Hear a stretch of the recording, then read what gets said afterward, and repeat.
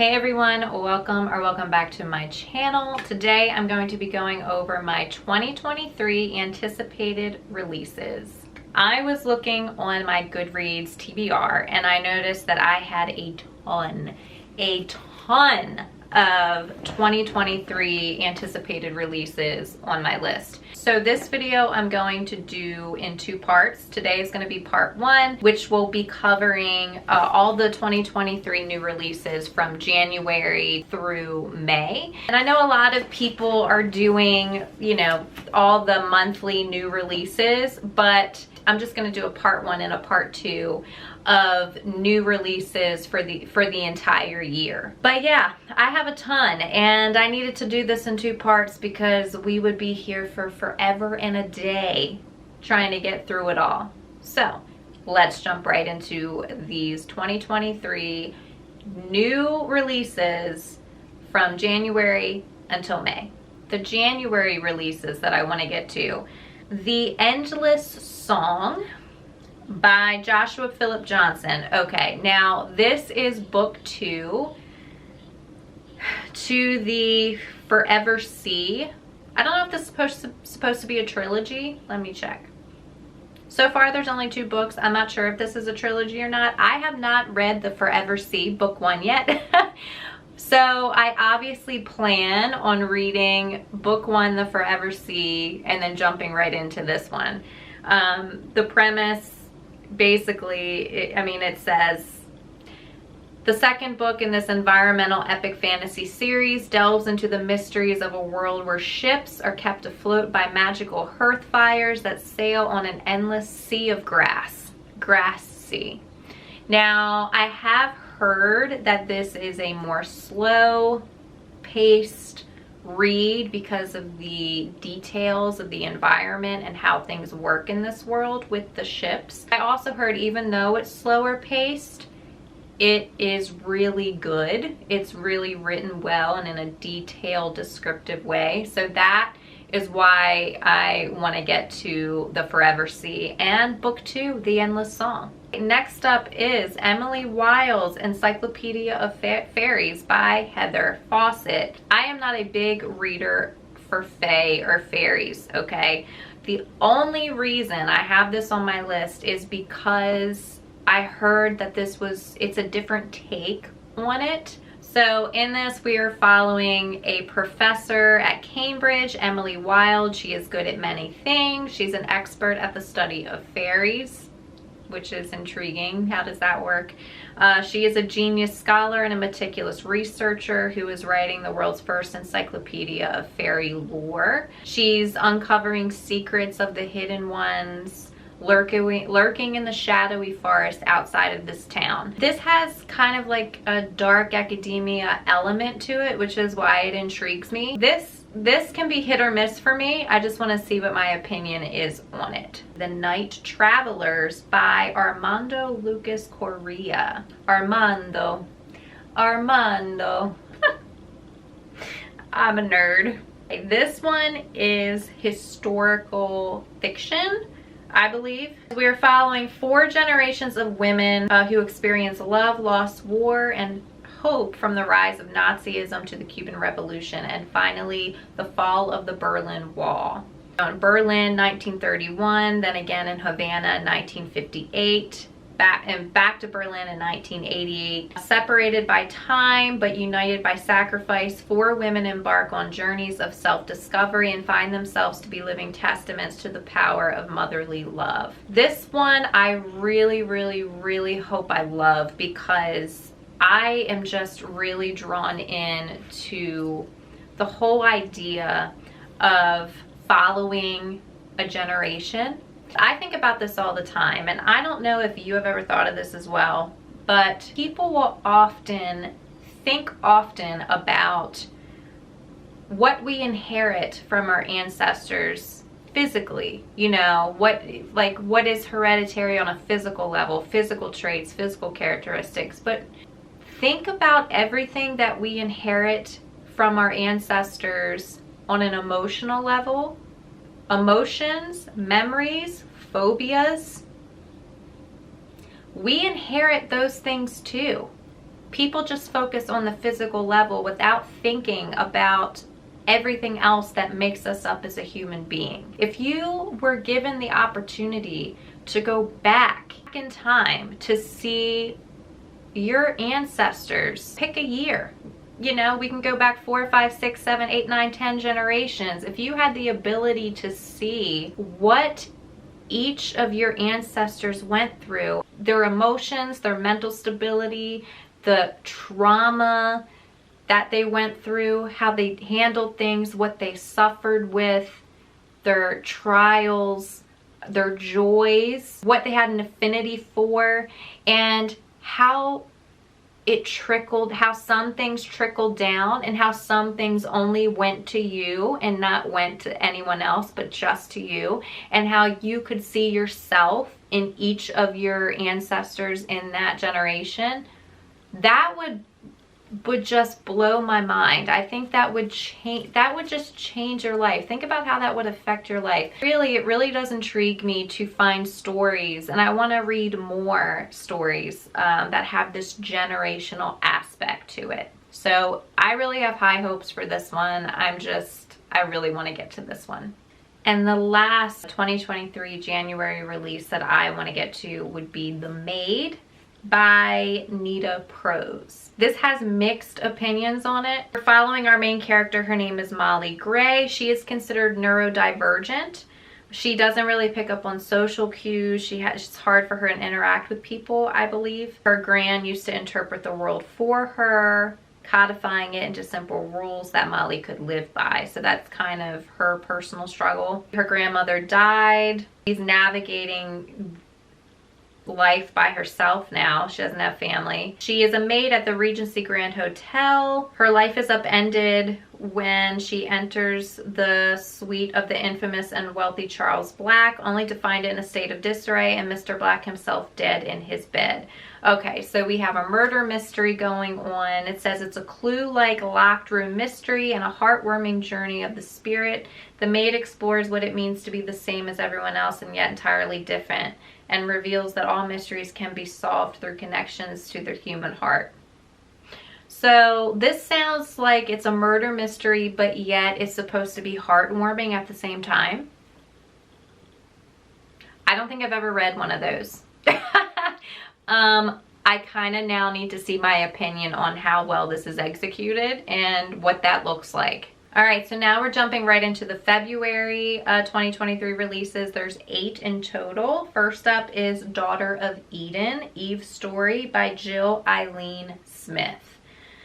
So this one is basically about Eve.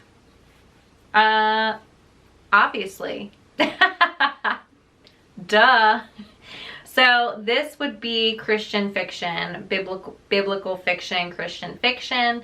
It's been a while since I've read a good Christian fiction. One of my favorite books of all time is Christian fiction. It's the Circle series by Ted Dekker. I'll get into that in another video. I am a Christian, but I do have a problem with how a lot of Christian fiction is written. It's very, like, that's just another video for another day. So this one, I want to jump into it, give it a shot. The first time she opens her eyes, Eve gazes on one whose beauty nearly blinds her, whose breath is in her lungs. Her creator takes her hand and gives her to the one like her, but yet different. Together, she and Adam experience pure joy as they explore Eden. Until everything changes. Yep, with one act of disobedience, Eve finds that her world is no longer a friendly place. With remorse in her heart, she must face the unknown future. Births, deaths, sacrifices, the loss of the one whom she had ever known, loss of trust with our creator, but with the man she shares her life with. How will they survive outside of Eden? Yes, I really have always thought about this. Imagine being Adam and Eve. Just sit and imagine for a second. The fall of heaven was the fall number 1, and then the fall of man was the fall number 2.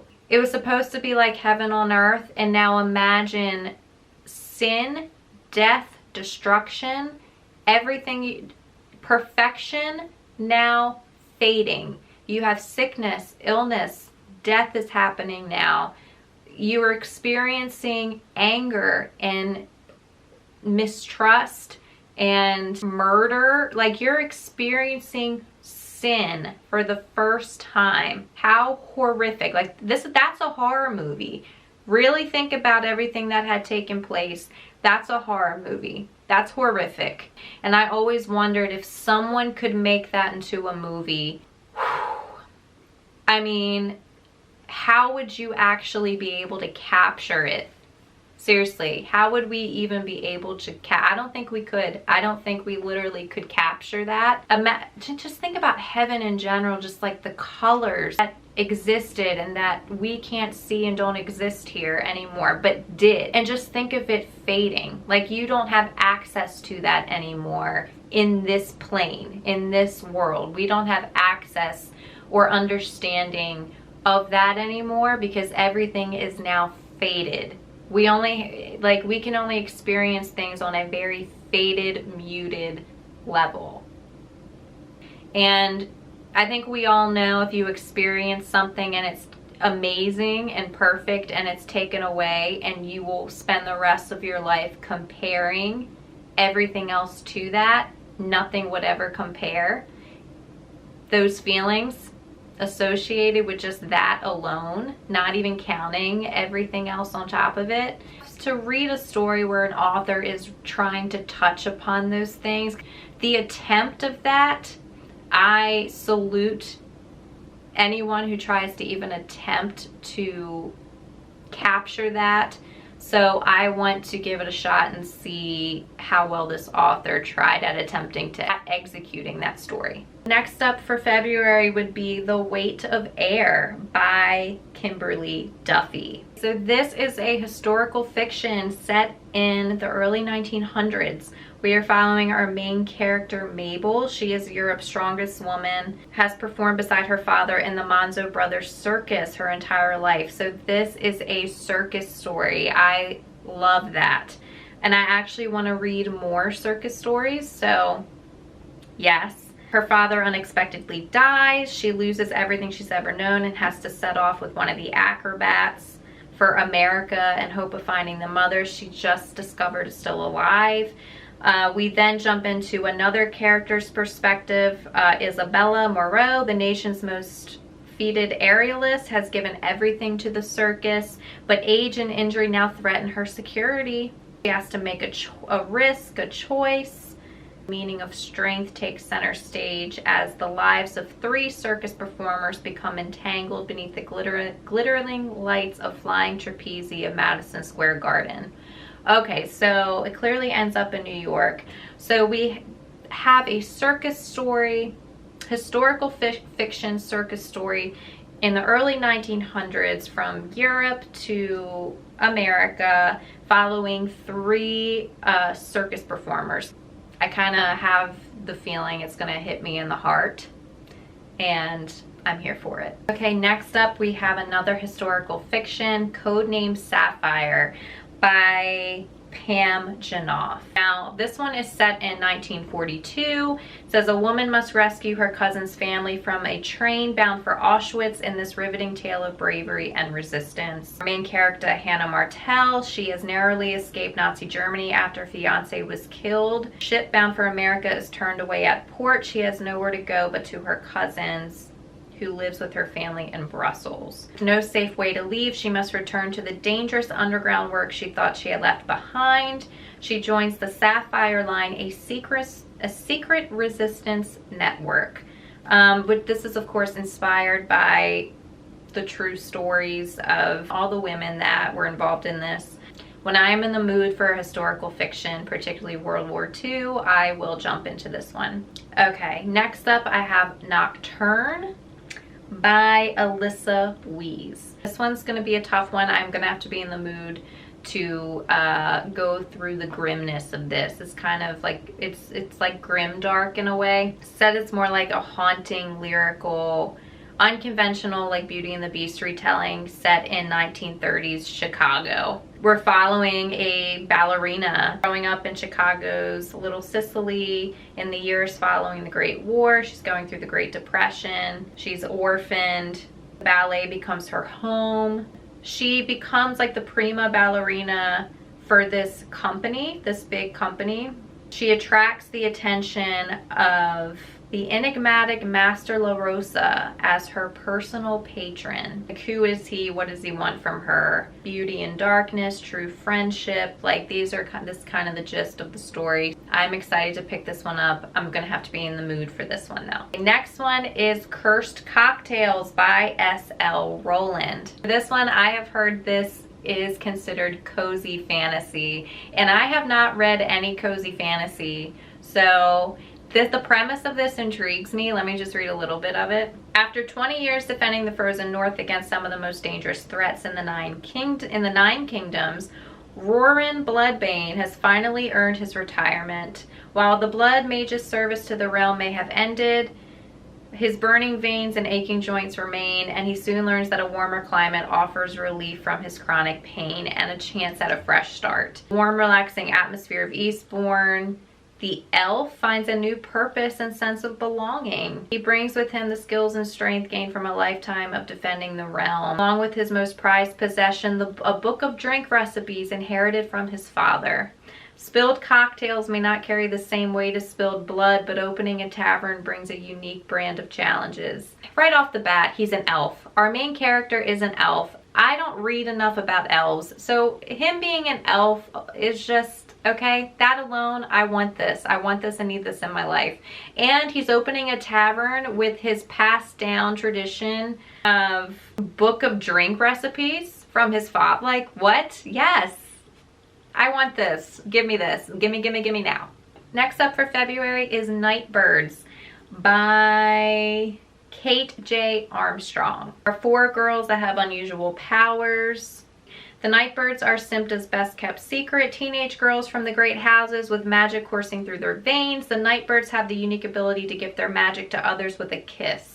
Magic, especially the magic of women, is outlawed, and the city's religious sect would see them burned if discovered. But protected by the great houses, the Nightbirds are safe, well-guarded treasures. Obviously there's political intrigue in this. This sounds really good to me. I do want to pick this up soon. Okay, we have 2 more left for new 2023 releases in February. Next up is Secrets of Heartwood Hall by Katie Lumsden. It has like a chilling gothic mystery, a love letter to Victorian fiction. Set in 1852. It's like, is this a murder mystery? It's a gothic mystery. Strange figures, dark tensions between servants, an abandoned East Wing. Nobody ever goes to Heartwood Hall. Folks say it's cursed. That's enough. That's all I need to know about this. Excited for this one. Last February release is Revel by Lisa Mia Smith. Now, this is kind of like a Moulin Rouge retelling, or inspired by Moulin Rouge.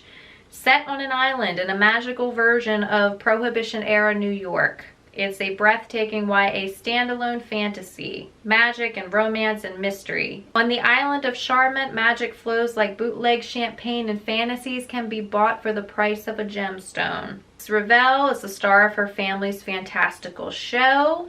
She knows the splendor is just an illusion. Magical enchantments, secrets, dangerous games. Yes. Okay, so now we are in the month of March for March 2023 releases. The first one would be The Way of Eden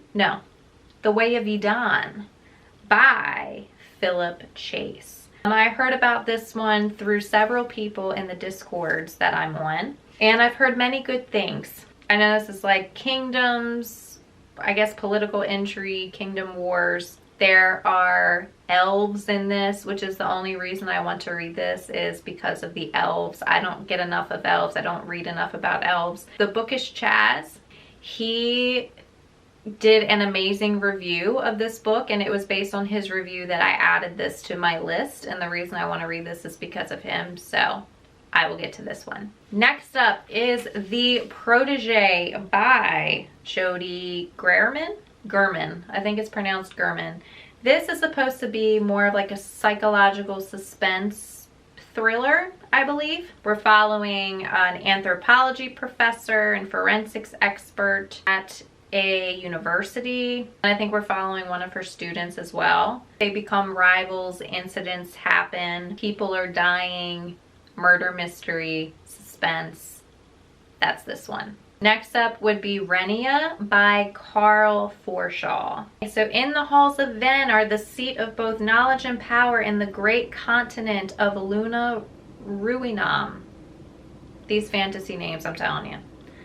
Renia, a scribe with a tragic past, spends her days copying books that do little to satiate her desire for knowledge. When a fateful commission lands on her desk, she finds herself tasked with transcribing a book coveted by assassins from the southern continent. So we got assassins. She must learn to master her impulses and awaken her long dormant magical abilities if she is to prevent war. Okay. When I am in the mood for assassins, I will pick this one up.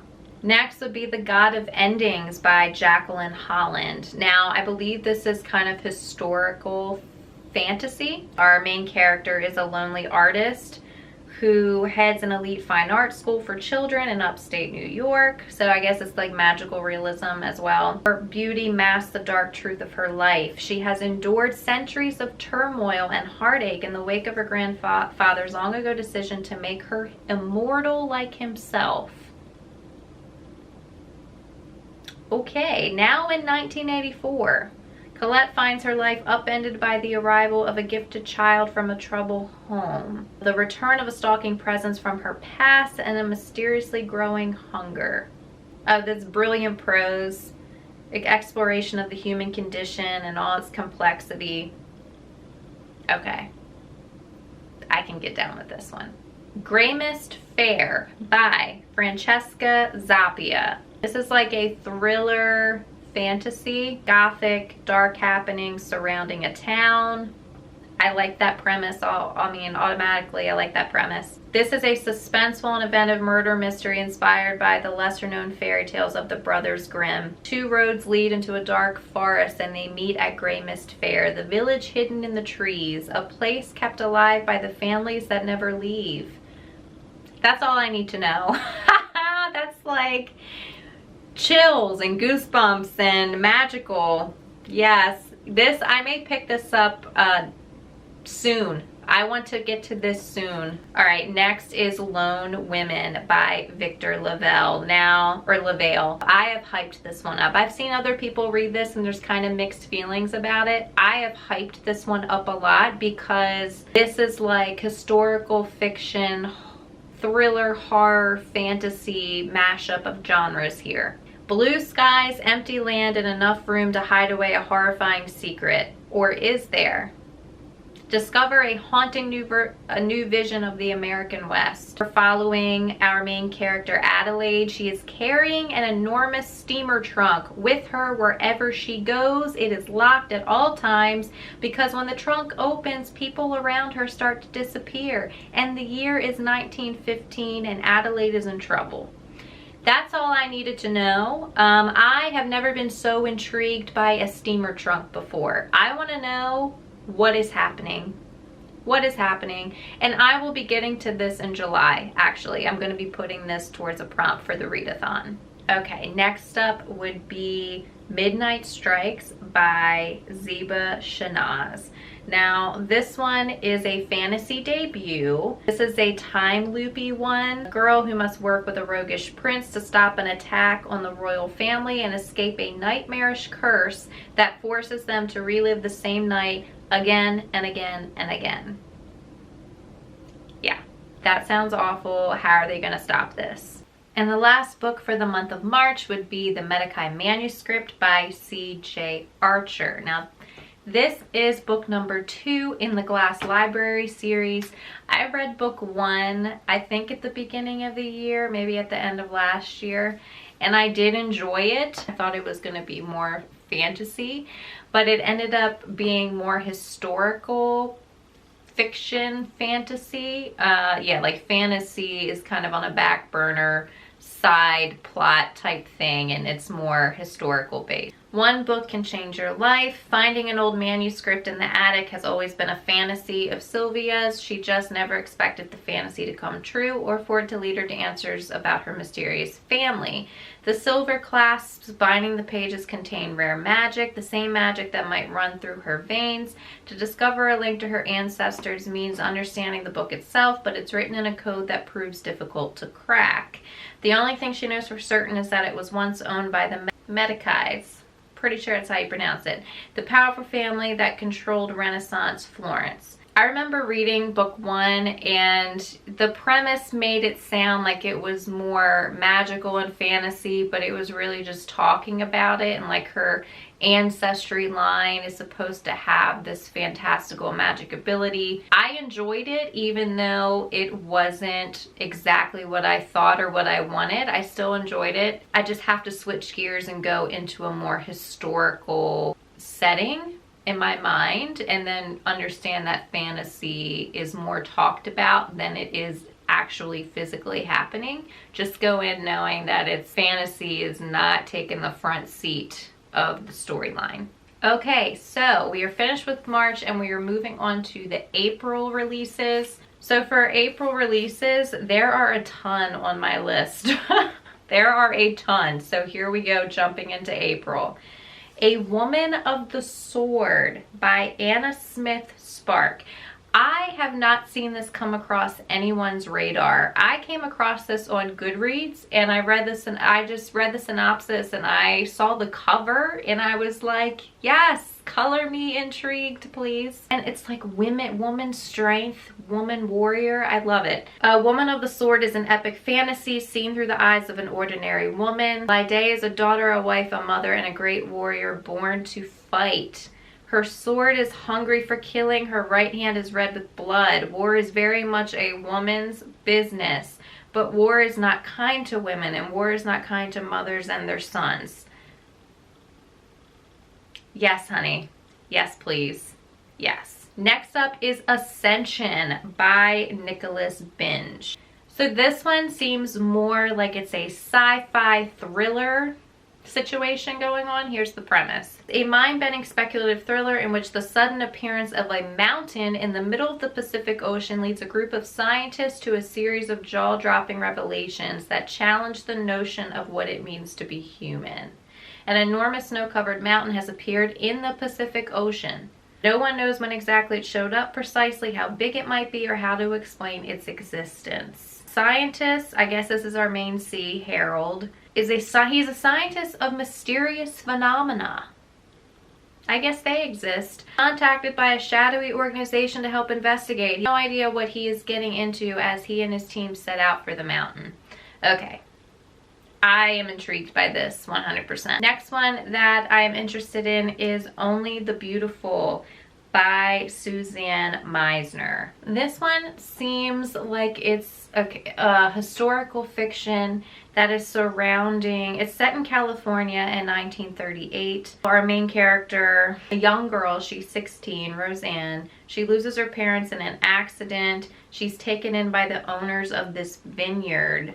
She has a secret, apparently. It says Rosie sees colors when she hears sound. Even reading the rest of the synopsis, it's basically not touching on that point so much anymore. It's kind of like she's driven by her loneliness and desperation and makes certain decisions, and we go from there. I am very intrigued by this ability and kind of following her life and what happens. Next one would be You Shouldn't Have Come Here by Geneva Rose. Just from the title and the cover, this is a thriller for sure. We're following our main character Grace, an overworked New Yorker looking for an escape from her busy life, books an Airbnb on a ranch in the middle of Wyoming. When she arrives, she's pleasantly surprised to find that the owner is a handsome man by the name of Calvin Wells, but there are things Grace discovers that she's not too pleased about. A lack of cell phone service, a missing woman, and a feeling that something isn't right with this town. Enough, that was enough said. I can pick up and figure things out just from that about what's gonna go down in this. Considering it's an Airbnb, we have a handsome, who is he? Owner? Yeah. And strange town is something's not right with the town, a missing person. I think we can figure that out. Yeah, mystery, thriller, suspense. I'm here for it. Next would be The Last Word by Taylor Adams. Okay, again, another thriller, mystery, suspense. Yes, but the premise of this was an interesting and different one because it actually has to do with the author not liking someone posting a negative review about their book and going postal about it. So after posting a negative book review, a woman living in a remote location begins to wonder if the author is a little touchy or very, very dangerous in this pulse-pounding novel of psychological suspense and terror. Emma, I guess she's our main character, writing negative reviews. I guess she had a 1 star and the author didn't like what she had to say about it. She lives in an isolated location with her golden retriever, house sitting an old beachfront home on the rainy Washington coast. Okay, so that's our atmosphere. I like the atmosphere. Her only human contact is her enigmatic old neighbor, and via text, the house's owner, Jules. One day she reads a poorly written but gruesome horror novel by the author H.G. Cain and posts a 1-star review. What did I say? Especially after reading this, I think a lot of people will learn that lesson. Just don't post, rant about it, get it out. Just don't write the words and send it on a public platform, okay? It drags her into an online argument with the author himself, and soon after, disturbing incidents start to occur at night. It was strange enough for the author to bicker with her online about a lousy review. Could he be stalking her now too? Yeah. How's this what's gonna happen now? I read good reviews about this. A lot of people were actually like thinking twice about writing any more reviews on Goodreads about books that they hated. We'll see. We'll see. We'll see about this one. Hopefully it's more thriller based because I don't do horror. And from the reviews that I did read, it is more thriller based, not horror. So this could be a hit or miss for me. Hopefully this is a solid one. We'll see. Next up, we have another suspense and thriller. It's called The Only Survivors by Megan Miranda. A story about a group of former classmates who reunite to mark the 10th anniversary of a tragic accident, only to have one of the survivors disappear, casting fear and suspicion on the original tragedy. So I think this might be a locked room type mystery as well. I'm in this like thriller, suspense, mystery mood. I really want some good thriller and suspense mystery novels. You know, there are so many that are not executed well that I'm like, but I have read a few that when they're executed well, they're 5 stars and they're fantastic. So I'm kind of on the search for more of those. Hopefully that hits the mark. Next up would be Homecoming by Kate Morton.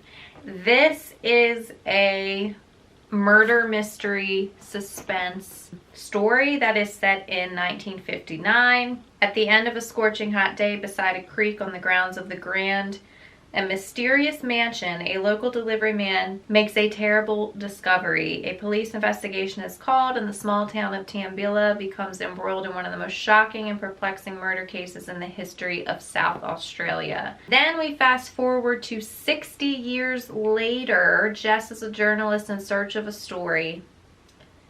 She's laid off from her full-time job, struggling to meet ends meet. Basically, she does some digging. She finds this tragedy. It's an unsolved crime, apparently. It's never been resolved. And she's a journalist without a story. She goes digging and goes on this quest, I guess, to solve this case. It says it's an epic novel that spans generations. Homecoming asks what we would do for those we love and how we protect the lies we tell, explores the power of motherhood, corrosive effects of tightly held secrets, and the healing nature of truth. Her family might be involved in that story. We're talking about generational stuff. So we'll see what happens with this one. A good murder mystery, especially generational based detective, getting into the mind of a detective like Sherlock Holmes. You know, just once I get in a mood like that, that's a mood to be in. We'll see how this one goes. Hopefully this is a solid plus. Okay, so this one is Tress of the Emerald Sea by Brandon Sanderson. I have not had any real luck with Brandon Sanderson. If you might have seen one of my other videos, I mentioned that it's like meh. The Brandon Sanderson stories that I've read so far have just not really been a hit with me. Other than Skyward, I really enjoyed Skyward book 1 and book number 2, but after that I wasn't interested in continuing that series, and then I did not like Mistborn. Those are the only real experiences I've had with Brandon Sanderson's work. This one intrigues me because this is supposed to be different. First off, it says a new standalone novel for everyone who has loved The Princess Bride. I love The Princess Bride. Our main character, Tress, she's on an island home, the emerald green ocean. Simple pleasures of collecting cups brought by sailors from faraway lands and listening to stories told by her friend Charlie. His father takes him on a voyage to find a bride, and then disaster strikes. Pirates abound. I mean, it's like a quest and pirates and this magical island on an emerald sea. Like, I'm intrigued by this. Princess Bride, mentioning that just hooks me in right away, so I'm gonna give this a shot. Next is The Remarkable Retirement of Edna Fisher by E.M. Anderson. First off, for this one, our protagonist is an elderly woman. First, it says, you're never too old for adventure. What kind of adventures is old Edna going on? I'm kind of intrigued by this. Is she a spy? Like, who is she? This is a fantasy, apparently. She's the chosen one, 83-year-old, destined to save the knights from a dragon-riding sorcerer bent on their destruction. She has to stop the sorcerer from wiping out an entire dragon-fighting organization. I need to know what this is about. Say no more. Yes, please. Okay, we have a couple more left. This one is called Blind Spots by Thomas Mullen. This one is like a sci-fi suspense novel. 7 years ago, everyone in the world went blind in a matter of months. Technology helped people adjust to the new normal, creating a device that approximates vision, downloading visual data directly to people's brains. But what happens when someone finds a way to hack it and change what people see? And they call it the blinding. So this huge event was called the blinding. And this turns into a crime novel. So there's like murder mysteries, suspects ranging from tech billionaires to anti-modernity cultists. Wow. There's a lot going on here, I feel. Yeah. And lastly, for the month of April, finally, we're at the last one. Last Heir to Blackwood Library by Hester Fox. Says, in post-World War I England, a young woman inherits a mysterious library and must untangle its powerful secrets. I'm hooked right away. And that also tells me that I will pick up the physical copy of this, considering what I've said before about listening to audiobooks based in just like British writing style is better for me to read it than listen to it. Apparently this is very atmospheric, mysterious library. I've read similar books to this. I don't know if this is like fantasy, magical realism, historical fiction, maybe a mashup of all of those genres. That's kind of what it's feeling like. Sounds very intriguing. I'm excited about this one. Okay, we are almost done with part 1. We are now jumping into May. Next is Firefly Cuda Grace. Oh my god, I can't believe I said it. It's Cuda Grace. When I first saw this, I actually thought it was Cuda Grace.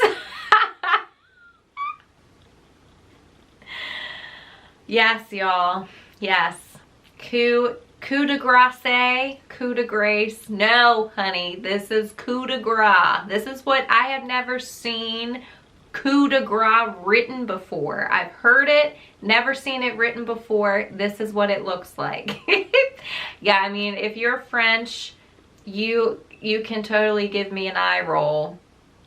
Give me that eye roll in French. Because I literally was saying this out loud. Oh my God, there's a new Firefly. It's called Cuda Grace. It's coming out. I'm so excited. Like, no, this is Cuda Grace. Duh. This one is written by Una McCormick and James Anderson Foster. Now, I love Firefly. We all know this if you've been on my channel. I actually like Una McCormick's writing of Firefly better than the other ones that I've read or that I've listened to. A lot of the Firefly novels are really wordy. You listen to the audiobooks especially, they really play out in your mind like an episode. Like you're watching an episode of Firefly play out in your head, but it's really long. It's a really long episode and really detailed. They're really wordy. It's the best way to put it. And Una McCormack's one, I forgot the one she wrote. She did it brilliantly. It was not really lengthy and wordy. Like, it was fantastic. I thought it was the best one out of all of them. So the fact that we have a new Firefly coming out with her as one of the main writers, I'm excited for this one. Next we have The Never Heir by Courtney Millican, I believe. And this is called the Otherworld series. This is book 1 in the Otherworlds.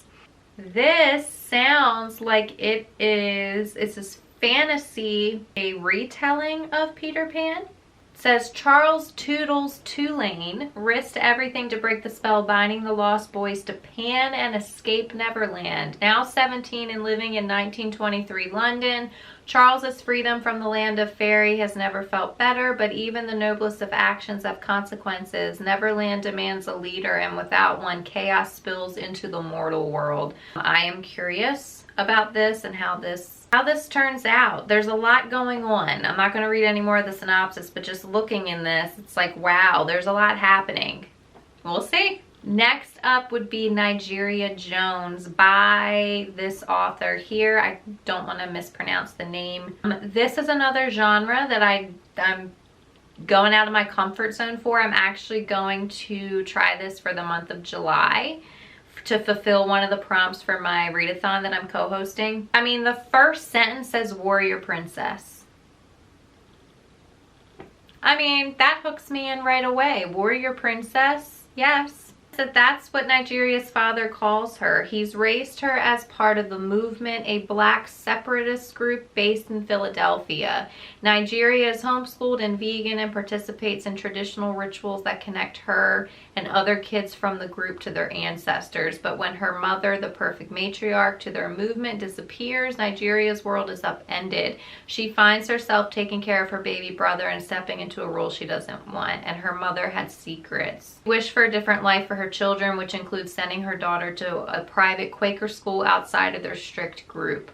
Despite her father's disapproval, she attends the school with her cousins, where she slowly begins to blossom and expand her universe. She searches for her mother. She starts to uncover an unshocking truth that will lead her to question everything she thought she knew about her life and her family. It's a powerful coming-of-age story about discovering who you are in the world and fighting for that person by having courage to remix the founding tenets of your life to be your own revolution. I'm really interested to learn about how she's growing up, learning about a different culture, a belief system. I'm definitely intrigued by this one because of those aspects for sure. Next one would be The Chateau by Jacqueline Goldis. I look at this cover and I'm like, the vibes of this is like murder, mystery, thriller, suspense. What's happening here? Main characters are, it's like they're on a girls' trip to a luxurious French chateau. It devolves into a deadly nightmare of secrets and murder in this stylish, twisty thriller. There are four old friends that studied abroad together in France. There's crime involved. There's a murder that took place. Yeah, secrets are being revealed. I mean, this might be my next choice for my next suspense murder mystery thriller read. This might be it. Just the atmosphere of it. I've hyped this one up in my head. Hopefully it delivers. Then we have The Enchanted Hacienda by J.C. Cervantes. It is the environment and the setting. I am 100% all about atmosphere, and the setting and atmosphere of this one has kind of pulled me in. It's the Estrada family farm in Mexico, houses an abundance of charmed flowers cultivated by our main character Harlow, her family. By harnessing the magic in these flowers, they can heal hearts, erase memories, interpret dreams, but not for Harlow. This seems like it's a fantasy, like magical realism with like charmed flowers. I've read a couple stories like this in the past where it's like a family magic ability passed down. Like, I like this type of story. And our main character seems to be magicless. She doesn't contain the same ability that the women in her family has. I think she has her own unique gifts that are separate from what is normal for them.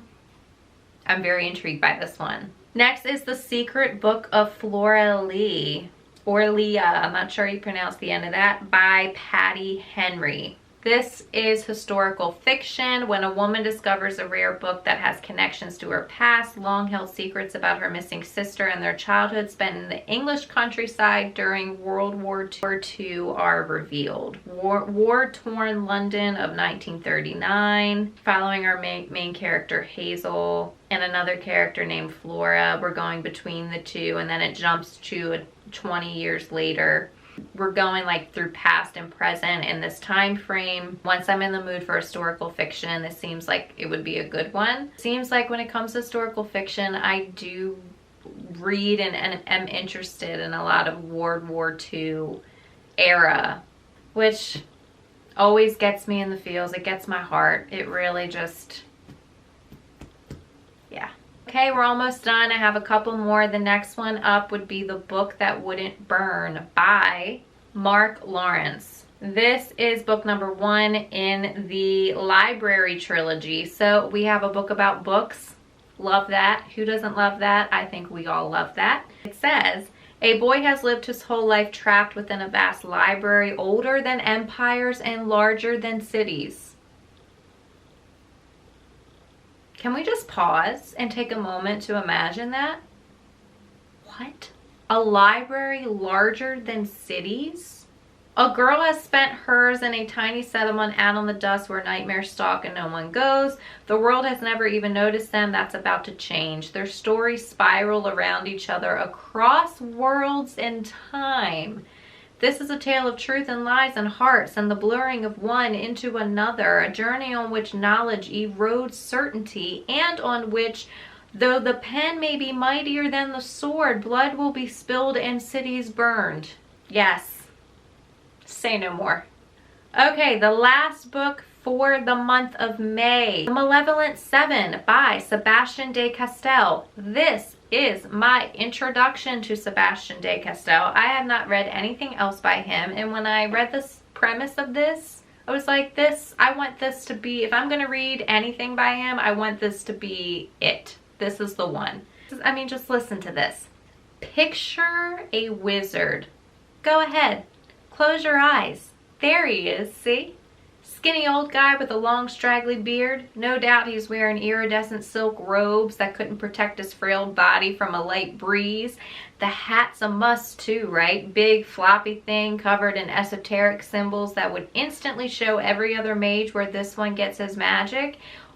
Wouldn't want a simple steel helmet or something that might, you know, protect the part of him most needed for conjuring magical forces from being bashed in with a mace? Or pretty much any household object? What?